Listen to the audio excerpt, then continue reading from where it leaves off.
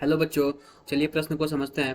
प्रश्न है, एक सिलेंडर में CH4 तथा SO2 के बराबर भार उपस्थित है।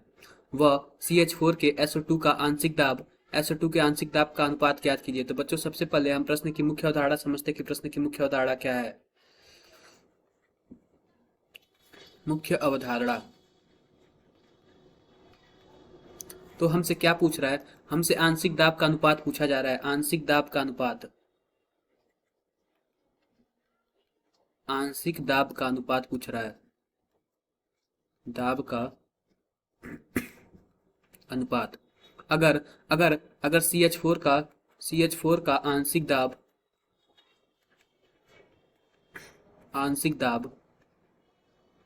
दाब दाब कुछ इस प्रकार है।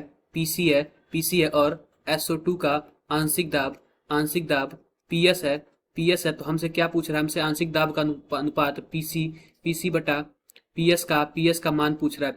पीसी बटा पीएस का मान पूछ रहा है। तो बच्चों, हम डाल्टन का जो आंशिक दाब का नियम है उससे हम जानते हैं कि आंशिक दाब क्या होता है। जो आंशिक दाब होता है कुछ इस प्रकार होता है। P बराबर x इंटू पी टी, यानी जो x होता है मोल प्रभाज होता है, मोल प्रभाज, और जो पीटी होता है वो कुल दाब होता है, कुल दाब। इस प्रकार जो समीकरण फर्स्ट है उसमें हम भरने पे पीसी बटा पीएस को अगर हम भरे तो कुछ इस प्रकार होगा एक्स सी पी टी बटा एक्स एस टी टी, यानी कि जो कुल दाब होगा वो दोनों में लगभग बराबर होगा।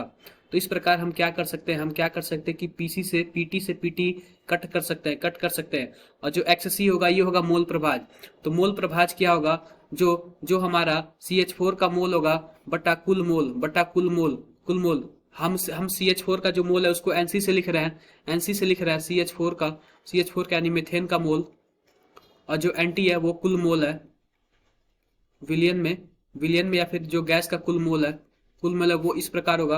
और बटा नीचे हम क्या लिख रहे हैं? पीएस का मोल लिख रहे हैं। तो पीएस का मोल हम कुछ इस प्रकार लिखेंगे NS बटा एनटी यानी कुल मोल। फिर से हम एनटी से एनटी कट कर देंगे और हमारे पास क्या आएगा?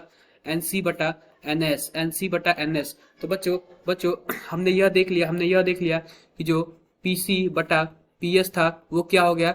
NC बटा NS हो गया। इस प्रकार हम मोल कैसे निकालते हैं? मोल बराबर हम क्या करते हैं?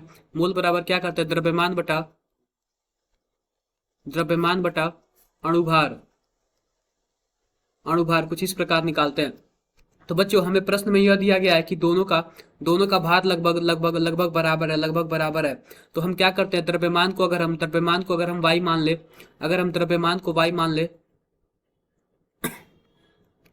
द्रव्यमान को अगर हम y मानते हैं तो कुछ इस प्रकार होगा। पीसी बटा पीएस बराबर y का हम मेथेन का मोल कैसे निकालेंगे? मेथेन का मोल कुछ ऐसे निकालेंगे, द्रव्यमान बटा अणुभार। तो द्रव्यमान क्या होगा? y होगा। और मेथेन का अणुभार क्या होता है? CH4 का जो अणुभार होता है वो 16 होता है। तो हम बटा क्या कर देंगे? 16 कर देंगे। इसी प्रकार हम क्या करेंगे?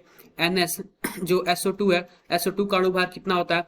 32 और 32 क्या होता है? 64 होता है। तो इसका भी भार जो होगा बराबर होगा, और जो अणुभार होगा वो 64 होगा।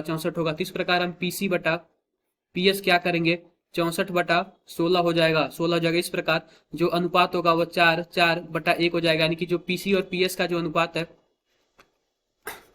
PC बटा जो PS का जो अनुपात है कुछ इस प्रकार होगा, 4:1 में आएगा। यही हमारा इस प्रश्न का उत्तर होगा। तो बच्चों, आशा करते हैं कि आपको मुख्य अवधारणा के आधार पर प्रश्न समझ आया होगा। धन्यवाद।